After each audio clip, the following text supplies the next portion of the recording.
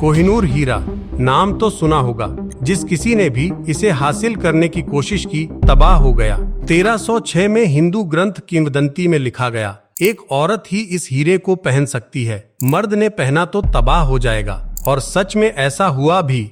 1526 में बाबर के पास आया, वो भी ना रहा। फिर हुमायूं, फिर शाहजहां, फिर आखिर में औरंगजेब ने तराशा, फिर वो खत्म। नादिर शाह ने जब दिल्ली पर हमला किया तो वो लूटकर ईरान ले गया और वो भी मारा गया। फिर अफगान एम्पायर उससे महाराजा रणजीत सिंह के पास आया, फिर उनकी मौत के बाद उनके बेटे के पास। लेकिन तब तक सिख एम्पायर आखिरी सांसें ले रहा था।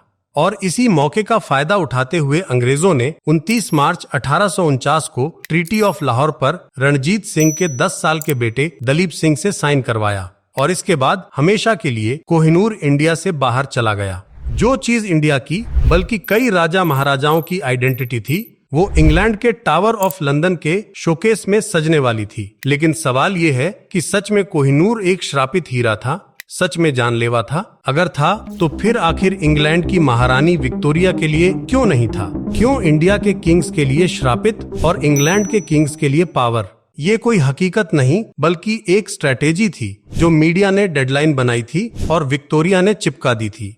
आप कहोगे कि वो किंवदंती की कर्ज से जुड़ी लाइन, तो उसमें कोहिनूर के नाम से जुड़ी कोई हकीकत नहीं है।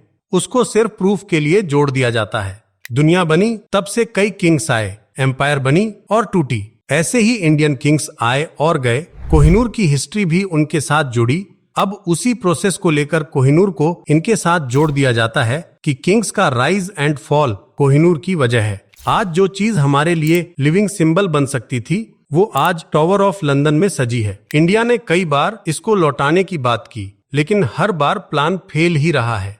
1953 से 2026 तक 7 बार मांगा गया, लेकिन हर बार ट्रीटी ऑफ लाहौर की तरफ से गिफ्ट, ब्रिटिश ज्वेल्स का हिस्सा और 1980 के इंटरनेशनल लॉ के बहाने बातें टाल दी गईं। इस साल न्यूयॉर्क सिटी के मेयर जोहरान ममदानी ने भी मांग की, लेकिन किंग चार्ल्स की तरफ से कोई जवाब नहीं मिला।